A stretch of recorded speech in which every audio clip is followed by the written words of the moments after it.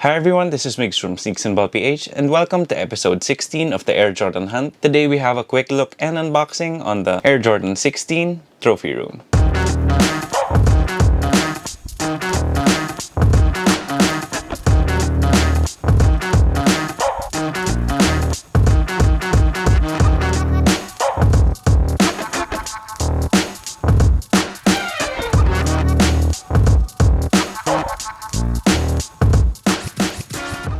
To start things off, the Air Jordan 16 is definitely one of the more popular post-Chicago Bulls Air Jordans, and it has been used by quite a few NBA players over the years as well. An example of this would be Russell Westbrook's Why Not Air Jordan 16, which is set to release pretty soon. The Air Jordan 16 was designed to look a little bit more, professional or executive, because at the time Michael Jordan was getting ready to become an NBA executive, and that's the reason why the Air Jordan 16 has an on-court look as well as an off-court look. When they designed the shoe and when it did release, there wasn't really any intention of Michael Jordan using it. However, as we all know and some of us hope to forget, Michael Jordan did come out of retirement and played with the Washington Wizards in 2001. He would briefly use the Air Jordan 16, however he would end up using the Air Jordan 17 for the majority of the 2001 to 2002 NBA season, but at least MJ was able to use these on court. Then of course you also still had Team Jordan with the likes of Mike Bibby, Reggie Miller, Michael Finley, and Ray Allen. They were really the guys who used the Air Jordan 16s a lot. Then for this particular Trophy Room colorway, Trophy Room is actually a sneaker boutique that's owned by Marcus Jordan, who is Michael Jordan's son, and he decided to call it Trophy Room because it was inspired by Michael Jordan's Trophy Room in his Chicago mansion. Trophy Room and Jordan Brand have made quite a few collaborations over the years. They actually have an upcoming Trophy Room Jordan 5 collaboration, and just like always, there's not gonna be a lot of pairs to go around. So with my particular pair, it's actually pair 3004 out of 5000, so I definitely consider myself very lucky for having this.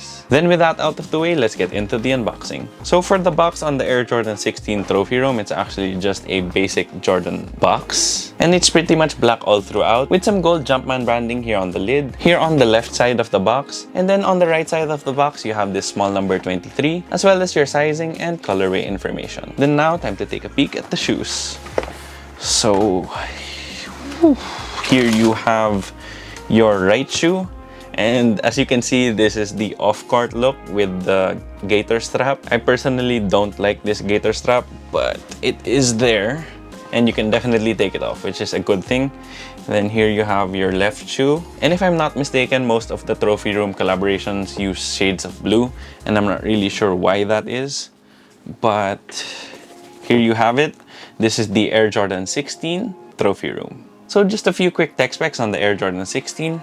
For the outsole, you do have herringbone traction pods here on the forefoot as well as the heel, and it is cut up in quite a few sections, so it really doesn't have that much coverage. Then here on the lateral side, you do have some more rubber nubs, and these are supposed to have a braille pattern. Upon trying it out at home, the herringbone is pretty grippy, and to my surprise, these little rubber nubs on the lateral side also stick to the floor quite well. Although I will try to take these out for a spin on court, because for me there are definitely some concerns if this is enough herringbone, since you only have these small sections. Then for the cushion on the Air Jordan 16, you do have a Zoom Air unit here in the forefoot, a blow-molded air unit here in the heel, and a full-length Phylon midsole. I'm not really sure what the benefit of a blow-molded heel air unit is, but from just trying it on, it doesn't really feel any different, and I don't really land on my heel, so it was even harder to notice. Then for the Zoom unit in the forefoot, it actually doesn't feel too bouncy, but I think it's because underneath the Phylon, it is pretty caged here in the forefoot with that rubber, and then you also have a stiffer foam underneath that Phylon. So for the cushion, it definitely feels like it's more on the low to the ground responsive side, and it also feels really stable as well. The shoe also starts out pretty stiff at first because you do have this torsional plate that runs all the way from the forefoot to the heel like the Air Jordan 12, so it will definitely need a little bit of time to break in. Then for the materials, this is definitely one of the more premium Air Jordans, because for starters, here on the gator strap you have this really nice and soft premium leather, and then you also have some thin stretchy textile here at the back. Then here on the part of the shroud that's covering the tongue of the shoe, the textile does have this quilted design, and that is definitely premium both in terms of looks and in the way it feels. You also have some rubbery plastic here on the shroud because that is what keeps it on the shoe, as well as this Velcro patch and these 3 magnets. So just taking this off for a bit, so buy for the shroud. So here you have the main shoe, or what would be the on-court version of the shoe. So here at the toe you do have this patent leather, and it is really nice and shiny and gives you that Air Jordan 11 vibe. And then here on the forefoot all the way to the heel, you do have this leather rand. Then here on the midfoot and the heel, you do have these panels of mesh. And then surrounding those panels, you do have this nubuck, and this nubuck is just super smooth.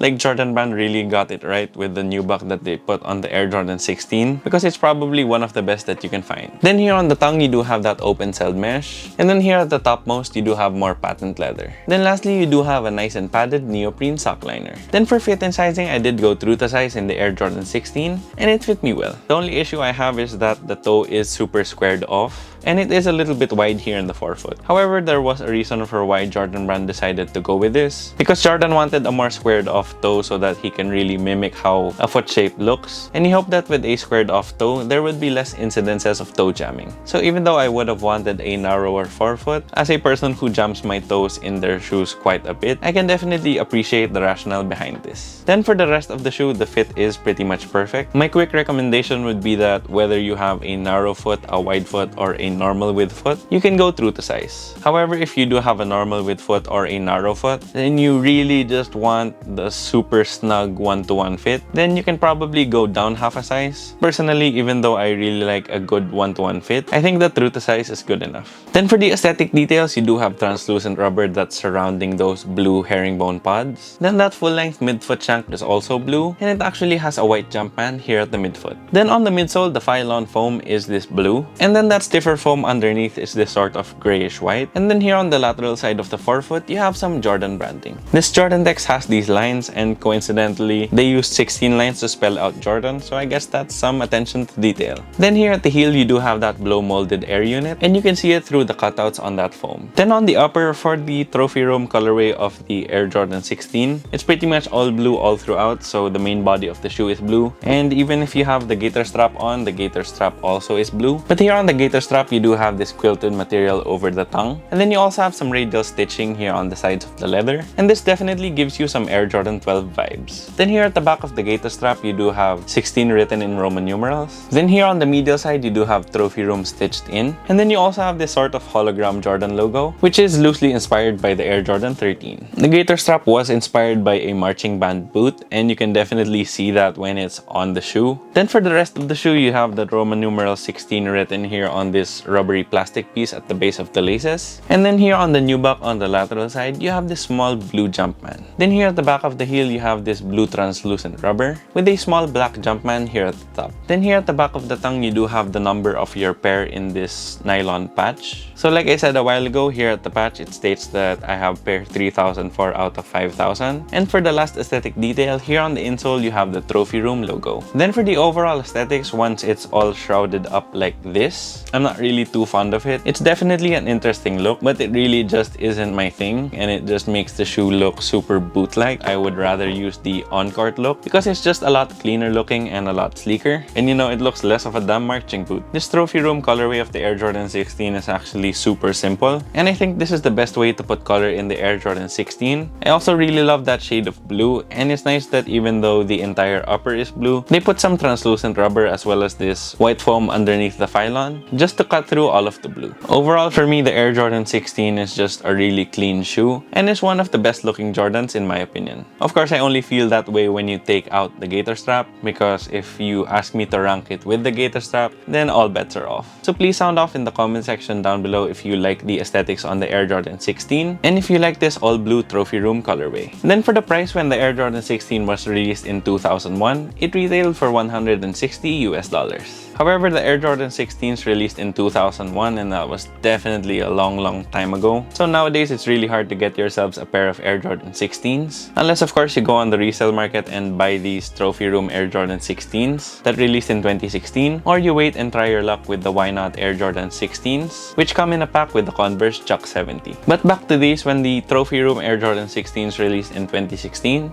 it retailed for $275. And I'm not gonna lie, that is super steep. However, as with most of these super duper limited releases, the price will still appreciate even though the retail price on these was pretty expensive, which is why I got my pair of Jordan 16 trophy rooms for 15,000 pesos or around 300 to 310 US dollars. But I did get these from Sir Vico Di Maano, so thank you, sir, for keeping these nice and fresh. Because never in my wildest dreams did I think I would get a pair of trophy room Air Jordans, let alone the Air Jordan 16. So there you have it, guys. That concludes episode 16 of the Air Jordan Hunt, featuring the Air Jordan 16 trophy room. If you like the video, please make sure to leave a thumbs up down below. Then if you have any comments, questions, or any suggestions for any future videos, please feel free to leave them in the comment section down below as well. Then if you haven't already yet, please make sure to subscribe and hit that bell icon for notifications. It would help us out a lot here at Sneaks and Ball PH.